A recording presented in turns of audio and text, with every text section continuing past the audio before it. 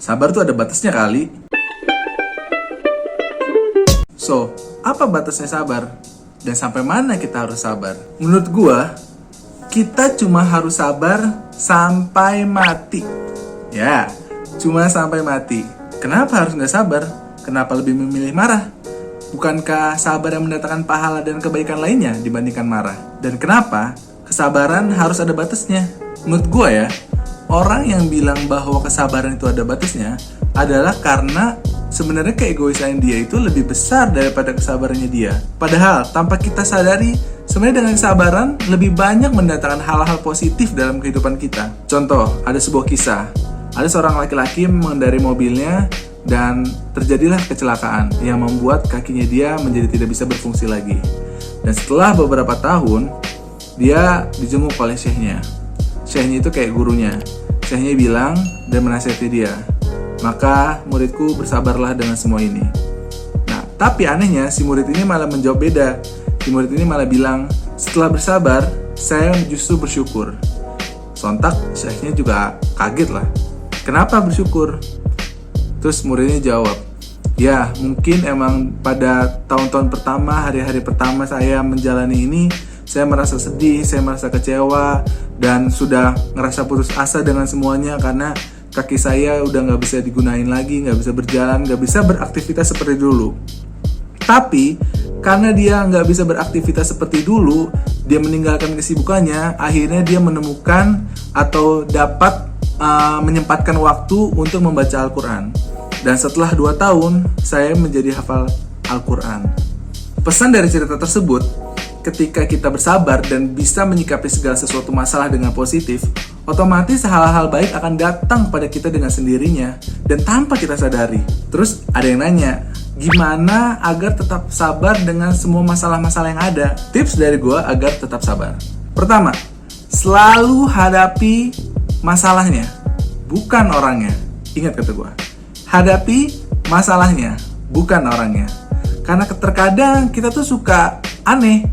Ketika dapat masalah, kita terlalu fokus sama orangnya. Kita terlalu personal dengan emosi kita menggebu-gebu.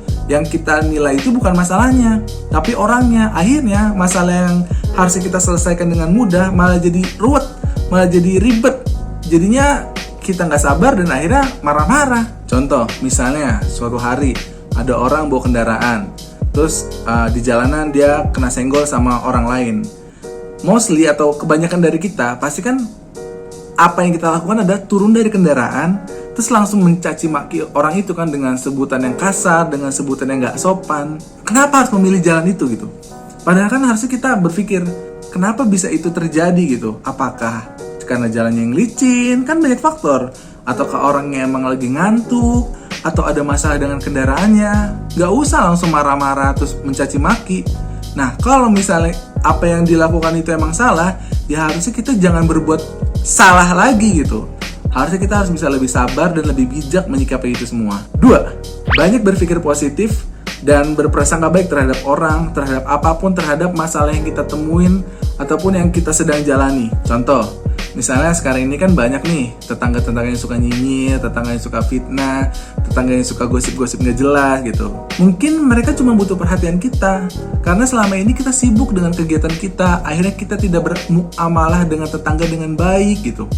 Mereka cuma butuh perhatian kita, atau mungkin mereka butuh pertolongan sama kita, tapi kitanya cuek gitu.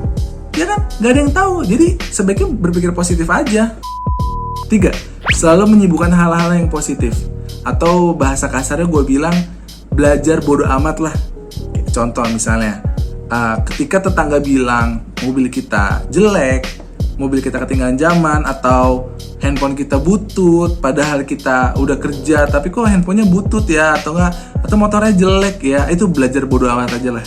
Belajar mulai berpikir positif seperti poin kedua tadi, untuk ya udah, karena semua orang kan beda-beda. Semua orang punya ceritanya masing-masing. Dan gak semua film ada superhero-nya, gak semua film ada hantunya biar seru. Jadi inti dari video gue kali ini adalah, sebenarnya gak ada alasan untuk kita gak sabar gitu. Karena setiap hal buruk cuma ada pada waktunya doang, dan hal baik akan menghapusnya. Karena berapa banyak masalah-masalah yang dulu kita pikir ini adalah buruk banget, susah banget, pusing banget, bikin emosi kita meledak-ledak. Dan sekarang kita menceritakannya dengan lucu, dengan fun, dan jadi bahan ketawaan. Bukankah ketika kita nanti masuk surga, malaikat tidak menyebut kita dengan kata-kata selamat datang di surga, tapi mereka akan berkata pada kita, selamat atas kesabaranmu di dunia. Semoga bermanfaat, dan terima kasih udah nonton. Gua Raka Muharram. Wassalamualaikum warahmatullahi wabarakatuh.